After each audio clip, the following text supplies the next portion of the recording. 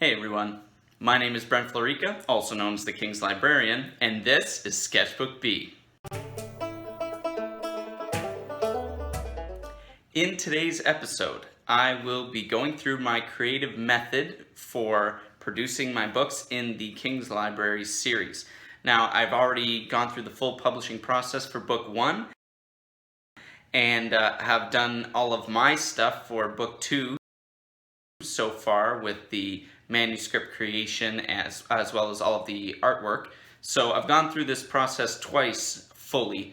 Each time this process gets a little bit more refined, and so I thought some of you might be interested in seeing how all of this comes together.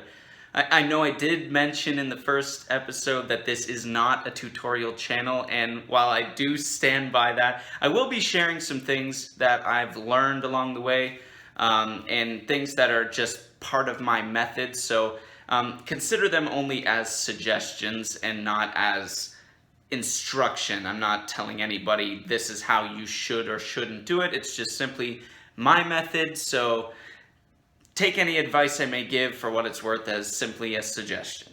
With that said, I thought the best way to do this would just be to create a book right here in this video.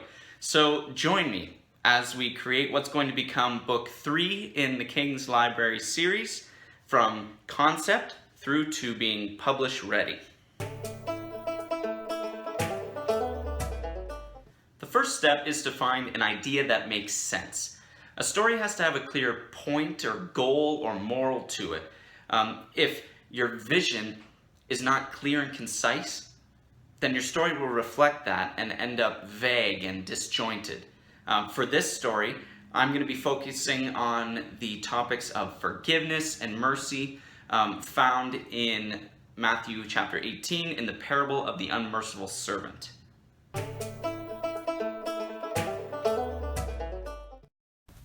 The next step in the process is to take the idea to my trusty whiteboard setup. I've got some repurposed window panes here that I use, and organize my thoughts with a bulleted list. Now, I'm working from the Bible as my reference material.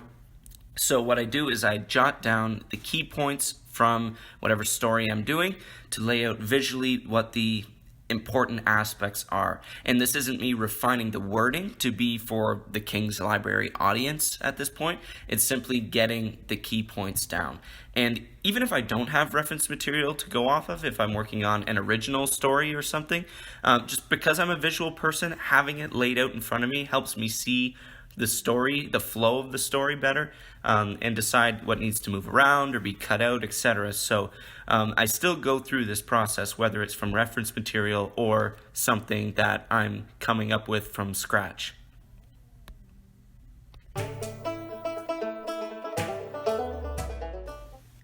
Now that I've made my list, I move into the thumbnail stage, and this is where I make very rough little sketches of what the pages could look like, as well as some preliminary refinement of the wording that will go on each page.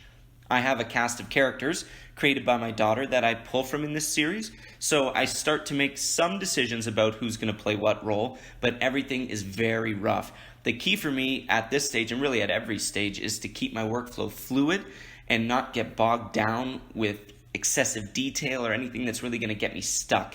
I want this to move along nicely, and really that just keeps my morale up and keeps the overall task manageable and a lot less daunting, even just in my mind. But this is just my workflow, so if you have a different workflow that you go through, make sure to let me know in the comments, because maybe it will help me too. I'd really appreciate any tips that you may have.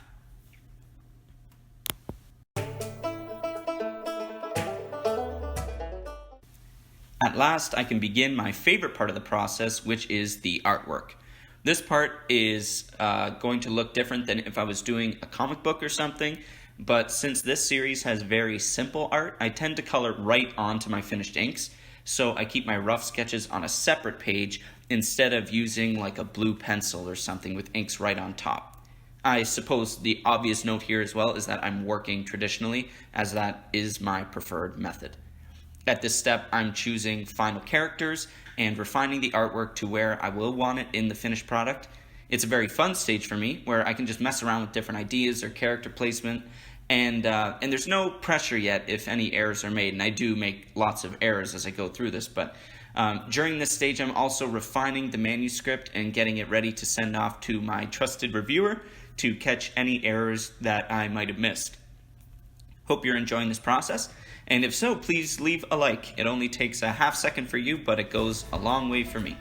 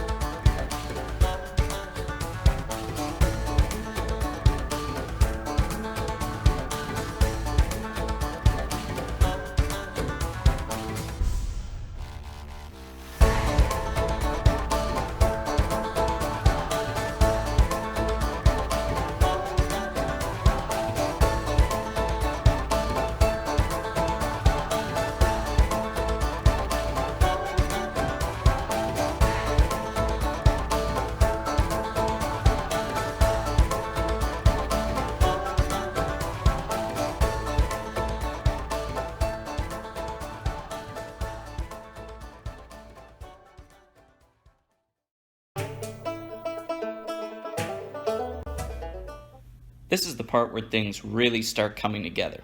I use a light table or a light box to trace the pencils onto my sheets of marker paper, and since I've already roughed everything out in the last step, this step becomes very simple. There are some small tweaks that happen with the position of things, but I can mostly just trace over the lines with my micron pens and get ready for the coloring.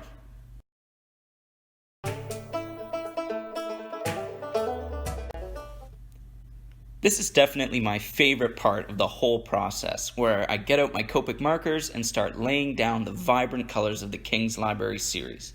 Now, I'm not going to color all of these in this video because I don't want to spoil the finished product for you all. Come on, did you really think I was going to show you the entire book just like that?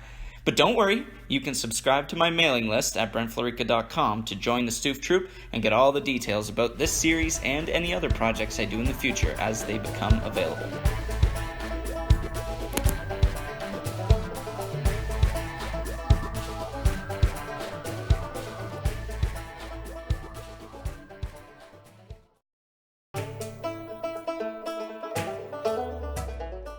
So the final step in this process is to do any digital touch-ups that need to happen. I scan my artwork into the computer at 400 DPI. My publisher requires 300 as a minimum, but I like to go a little bit over that to be safe. And this stage is usually pretty straightforward. It doesn't take me very long. It's just little touch-ups like where the markers have bled over the line work, or for example, in the piece that I did here on this video, you'll see that some of the line work smudged a little bit. I take the time now to touch up all that stuff and just get it looking polished and ready to be published. I use a free program called GIMP to do this, and there's no right or wrong. There's Photoshop and all kinds of other ones that you could use as well. This just happens to be the one I use because it's free, so that's a definite positive in my book.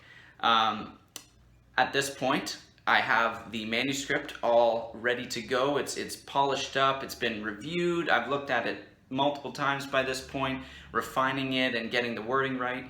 And now that the artwork is also done, I'm now ready to send it off to the publisher to begin that whole side of the process. So with that, this kind of brings to a conclusion this whole process from concept to being published ready. Hope you enjoyed it, and thanks for watching. Thanks for joining me at Sketchbook B. Please like, subscribe, and share this video if you enjoyed your time here. And don't forget to hit that notification bell so you never miss out on new episodes. That's all for now. See you next time.